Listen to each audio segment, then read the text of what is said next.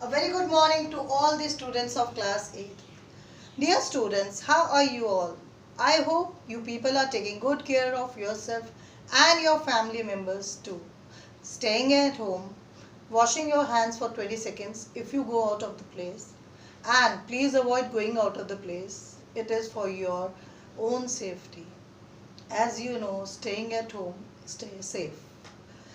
So, dear students, I, Nila Seni, your SST teacher, brought a thought for you. The thought is practice kindness all day to everybody, and you will realize you are already in heaven now. That means be kind to each and every living being, whether it is plants, animals, human beings, older person, a servant, a driver, a cook, or even a person who comes to collect garbage from your house. You should respect every mankind. Be kind to everybody. And if you will be kind, you will realize that you are already in heaven. Heaven and hell we create ourselves at our own. So we should better be kind to each and everyone, and we should try to be positive to everybody. Remove negativity from yourself. Always be positive, be kind, be thoughtful, be pleased for everything. Even for your parents, grandparents, you should be very positive. On that note, we'll be starting a new chapter, that is the tribal, the daikons, and the vision of the golden age. Now, dear students, what do you understand by the term tribal? Tribal peoples are like what you call nomads, or the people who wander, who kill. They do not wear clothes like us. You might, whenever the tribal comes in our mind, we see them tribals like this only. See in your SST book, page number 39. See, tribals are wearing such things, such clothes. They do not dress up like us. They do not stay like us. Their lifestyle is different from us. And now, who are the daikons? Daikons are the outsiders. The outsiders means the tribals, outsider than the tribals. And what is the meant by vision of the golden age? Vision of the golden age is, how do you realize what is the golden age? What is the vision of the golden age? As you know that from viewed from years, that the custom and the rituals followed by the most of these tribals were very different from those laid out by Brahmins. The Brahmins had different style of worship, and these tribals had different customs, and their rituals were different. These societies were not characterized by dividing on caste societies. Were not divided on the basis of the caste and the societies. All those who belonged to the same tribes thought of themselves as sharing common. जो tribals थे वो सोचते थे हम common ties of kingship, वो उनकी एक common ties होती थी आपस में, उनका अपना एक बॉन्डिंग है, ट्राइबल्स का अपना एक, कि हमारी एक, they used to share their own bonding, their own ties. But they did have social and economical differences within tribes. लेकिन social और economical differences उनमें भी था. Tribes के अपने अंदर ही they had their own social and economic differences. अब dear students, coming up to your chapter, ये तो मैंने सिर्फ बताया कि tribes का क्या difference था from the years. ये आज तक भी ये difference है अगर tribals are there. एक बिरसा मुंडा एक छोटा नागपुर में, छोटे गांव में पैदा हुआ. I am just telling you a brief story of Birsa Munda. Birsa Munda एक था, ट्राइबल था. वो मुंडा जो था, Munda was the tribe, Munda tribe में ही was born, Chota Nagpur area में. And he was the very young age he realised कि हमको ट्राइबल्स को भी अपनी राइट्स के लिए, इक्वालिटी के लिए लड़ना चाहिए. क्योंकि जब ब्रिटिशर्स से बाकी लड़ रहे थे, गांधी जी वगैरह, किसी ने भी इन ट्राइब्स की तरफ ध्यान नहीं दिया. तो बिरसा थॉट ऑफ कि मेरे को अपनी मुंडा कम्युनिटी के लिए, not only for Munda tribes but बाकी और ट्राइब्स के लिए भी मुझे लड़ना है। और ब्रिटिशर्स ने क्या करते हैं, Britishers did not like him, और उन्होंने 2 साल उसको जेल में भी डाल देते हैं, लेकिन आफ्टर जब वो वापस आता है तो वो और पॉपुलर हो जाता है अपने ट्राइब्स में। उसके हाथ में मिरेकल होता है। कैसे ही, ऐसा लोग कहते हैं कि ये क्योर कर देता था लोगों को, एंड जो अनकल्टिवेटेड लैंड होती थी उसके अंदर कल्टिवेशन डबल हो जाती है। That was the belief of the people. And उसने फिर क्या शुरू किया, सारे ट्राइबल्स के लिए ब्रिटिशर्स से लड़ना शुरू किया, बट ब्रिटिशर्स ने उसको जेल में भी डाल दिया। फिर उसके बाद जंगल्स में भी उन लोगों ने कटौती शुरू कर दी, उनको कुछ काम नहीं करने देते थे, इनको ट्राइबल्स को बहुत प्रॉब्लम होगी। But Birsa kept on fighting for his tribal peoples. He fought for, at the age of 25 he died also. लड़ते लड़ते 25 एज में ही वो मर गया था। तो ये कहा जाता है कि उसको हैजा हो गया था when he was in the hospital, in the police custody. That time only he faced this problem. So now coming up to the chapter, the Birsa. So Birsa died in the jail. It was said कि उनको हैजा हो गया था, that was the problem, और वो उसकी वजह से he died there. So now coming up to the chapter, in 1895 a man named Birsa was seen roaming in the forest and the villages of Chota Nagpur in Jharkhand. In Jharkhand, Chota Nagpur में he was living there, Birsa, जो कि I've told you he belonged to the tribe known as Munta. The people said that he had miraculous power. Miraculous power होती है जो magical, मतलब power. People used to think कि भाई miracle है इसके हाथ में, और this power he could cure all the disease and multiplied grain. वो मैंने आपको स्टोरी में बताया था कि he could do what all he could do. He could cure the diseases. सारी बीमारियां वो ठीक कर सकता था, and he could multiply the grains. Grains जो है वो multiply कर सकता था. Birsa himself declared that God had appointed him to save his people from troubles. तो बिरसा ने बोला कि मुझे भगवान ने भेजा है अपने लोगों को बचाने के लिए from the people, from the people who are in trouble. Free them from the slavery, कि slavery से उन्हें free किया जाए. Of dacoons. Dacoons I told you outsider, बाहर, जैसे कि हम लोग ट्राइबल्स को सोचते हैं they are outsider, but tribals think कि the other people are outsiders. Soon thousands began following Birsa. Birsa के thousands followers हो गए थे, believing that he was Bhagwan, the god. They started thinking him as God. They started worshipping him as God because he used to fight for his tribal people. And he had to solve all these problems. और उसको सारी problems को solve करना पड़ता था. Birsa was born in a very small family of Munda. I told you he was born in a very small family of Munda, a tribal group that lived in Chota Nagpur. But he followed, his followers included other tribes of the region. और tribes उसमें included थे, जैसे कि Santhals and ओरियंस. ये दोनों types ये भी है ट्राइबल पीपल के. ट्राइबल में आई टोल्ड यू ना कि in between them also social and economical differences were there within their tribes also. All of them were different ways, were unhappy with the change they were expected and the problems they were facing under the British rules. British rules के under जो problems they were facing, they were very much disturbed with that कि we are facing the problems. They were not at all happy because of that. But the Birsa decided that he will be fighting not only for Munda tribes but for other tribes also, like Santhals and Oryans. Their families way of life seemed to be disappearing. Their livelihood were under threat. उनकी जिंदगी threat में थी, बिल्कुल मुश्किल थी, क्योंकि जो ये ब्रिटिशर्स थे they were really creating lots of problem.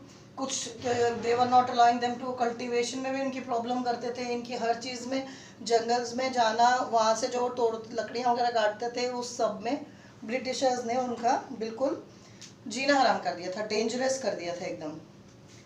There livelihood was under threat, threat मतलब किसी को धमकी देना, threat, and their region appear to be in danger, और जो उनका राज्य था जहाँ पे वो लोग रह रहे थे वो अपीयर लगता था इन डेंजर, उन लोगों को एक दिल में हो गया कि we live in a danger. What problem did Birsa set out of the resolve, कैसे बिरसा ने रिजॉल्व की ये problem? Who were the outsiders being referred to as tycoons, कौन से वो outsiders हैं जिनको tycoons बोला जाता है? And how did they enslave the people of the region, और उन्होंने कैसे enslave किया people of उस region के? कई सारे क्वेश्चंस हमारे दिमाग में राज करते हैं ना, how did they their lives change, कैसे बिरसा ने उनकी लाइफ चेंज करी? सो आई टोल्ड यू ना कि Birsa was different and he fought for them, कई जेल भी गया लेकिन, और बहुत छोटी उम्र में उसने ये सब कुछ किया। एक टाइम क्या होता है कि they collected on the hill top, what the Britishers thought, they collected because of the problem they were facing, so Britishers thought कि they have gathered to have some meeting, so what did they do?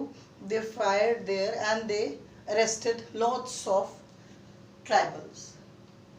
So these were the problems faced by that.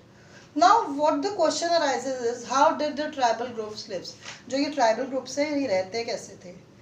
The tribal groups of the India were involved in various activities of the 19th century. different activities में involved थे ये 19th century में।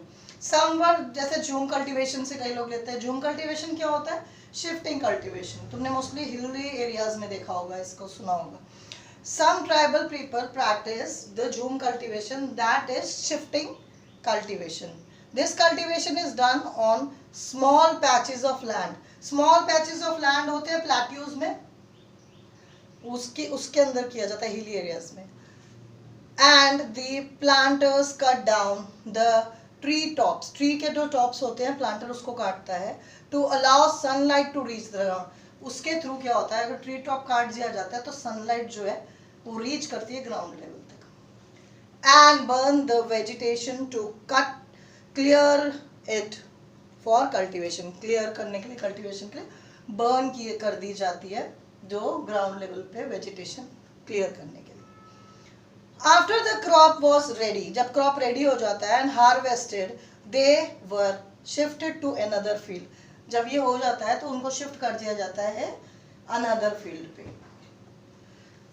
Shifting cultivations were found in the hilly and forested traces of north east में ज़्यादा पाया जाता है, and central India. जो ये झूम कल्टिवेशन है ज़्यादातर होता है नॉर्थ ईस्ट में और सेंट्रल इंडिया में। These tribal people moved freely within the forest, ये जो ट्राइबल पीपल है फ्रीली घूमते थे फॉरेस्ट में। अब ब्रिटिशर्स इनका फ्रीली मूव करना भी बंद कर देंगे, and that's the reason they practice shifting cultivation. इसीलिए ये शिफ्टिंग कल्टीवेशन करें क्योंकि ये लोग फ्रीली मूव कर सकते थे, तो इसलिए इन लोगों को बड़े आराम से हिल टॉप्स कट करना, ट्री टॉप्स कट करना जिससे कि सनलाइट आए, वेजिटेशंस को क्लियर करना, फिर उसके बाद बर्न करना, फिर जस्ट शिफ्ट करना to another field, that was very easy for them. तो they used to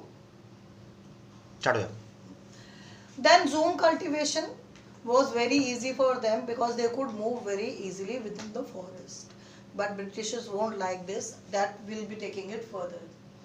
Then next came the some were involved in the hunting and gathering. जो zoom cultivation था वो होता था साउथ ईस्ट और सेंट्रल इंडिया में। जो hunting and gathering है, the tribal groups in many regions survived on hunting animals and gathering forest products. Forest products को वो लोग गैदर करते थे और हंटिंग मतलब एनिमल्स को मारते थे। इसमें से कुछ एग्जांपल्स हैं। Kondas were a community who survived on collective hunting, जो कि सर्वाइव करते थे कलेक्टिव हंटिंग में। ये KHON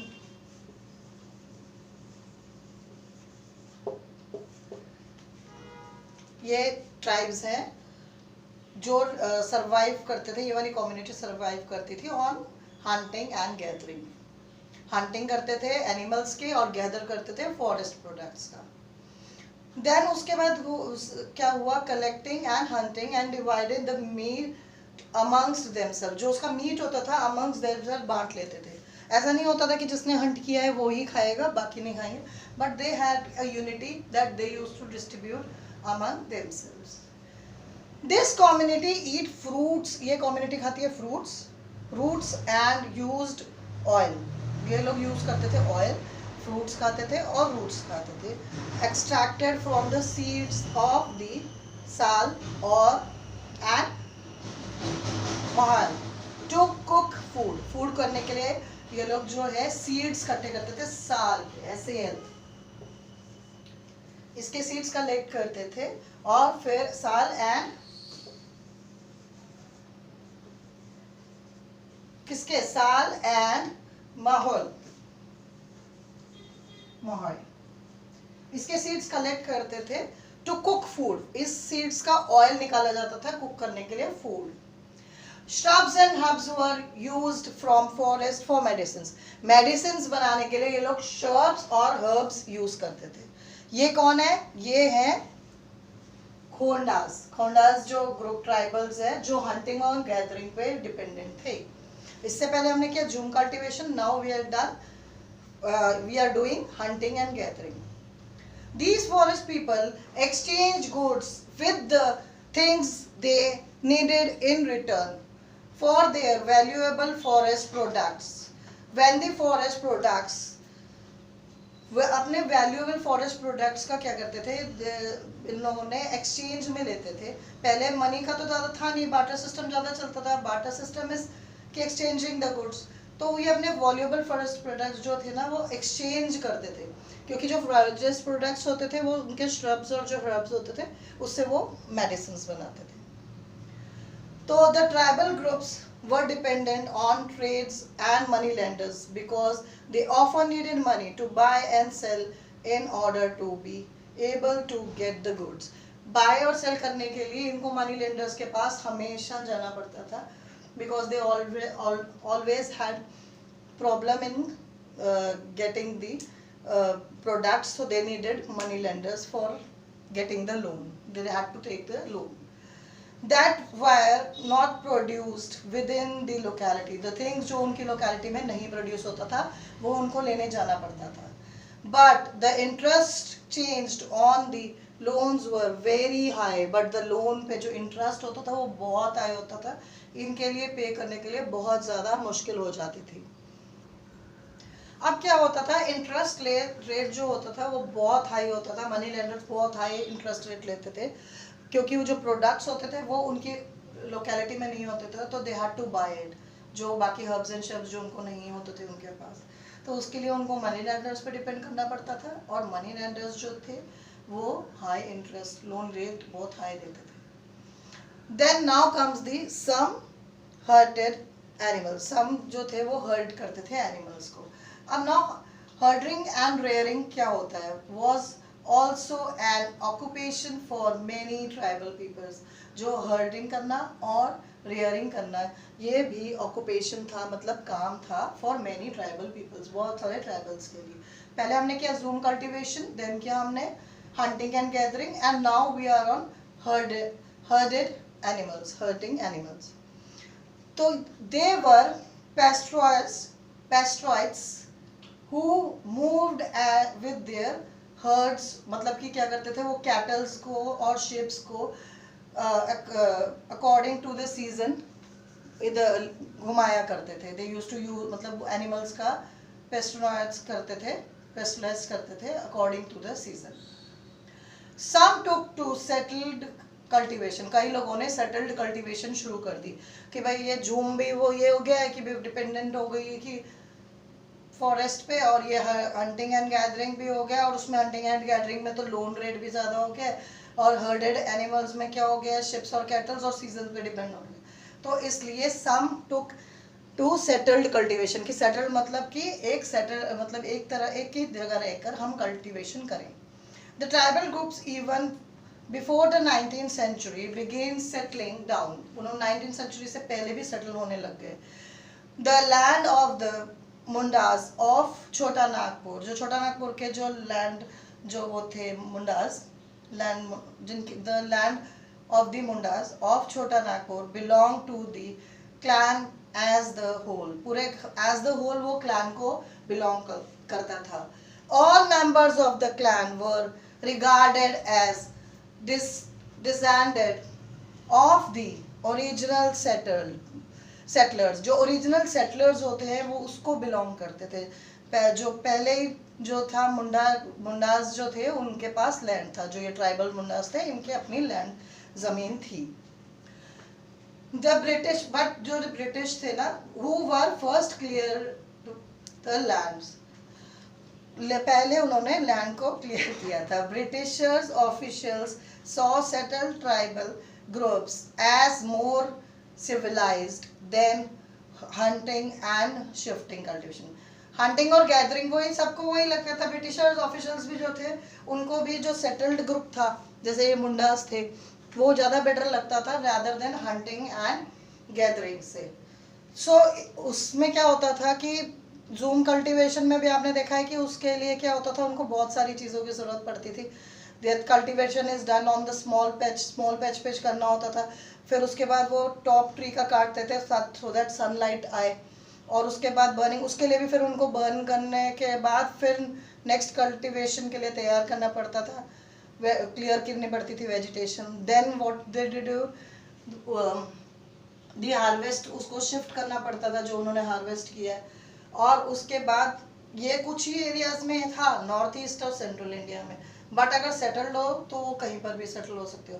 and hunting and gathering में ये प्रॉब्लम्स थी कि जो चीज़ें उनके पास लोकेलिटी में नहीं मिलती थी उसके लिए उनको हाई लेवल ऑफ उस पे लेना पड़ता था, लोन उनको लेना पड़ता था मनी लेंडर से, और मनी लेंडर्स अपनी मर्जी का लोन अमाउंट डिसाइड करते थे क्योंकि जो प्रोडक्ट्स उनको नहीं मिलते थे उसके लिए उनको मानना पड़ता था. और हंटिंग के और गैदरिंग में ये प्रॉब्लम थी कि हंट करने के लिए एनिमल्स अब उतने होने भी चाहिए, और गैदर करने के लिए फॉरेस्ट में all the herbs and shrubs also should be available over there.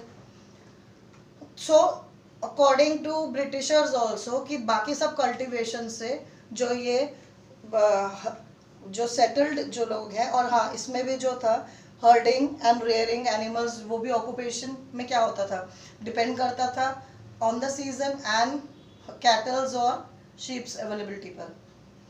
तो फिर वो भी मूव, उसके लिए भी उनको क्या करना, दे हैड टू पेस्टराइज करना पड़ता था to move with their herds of cattles and sheeps. So इस चीज़ का भी बहुत उनको फर्क पड़ता था. और इसी वजह से ब्रिटिशर्स ने भी कंसीडर किया कि जो सेटल्ड कल्टीवेटर्स हैं they are the best cultivators. अब इसमें मूविंग और फर्दर इसमें अब आएगा how did colonial rule effect tribal lives. अब ये जब ये कॉलोनियल रूल ब्रिटिश का आया तो इसने कैसे इफेक्ट किया ब्रिटिशर्स के लाइफ का.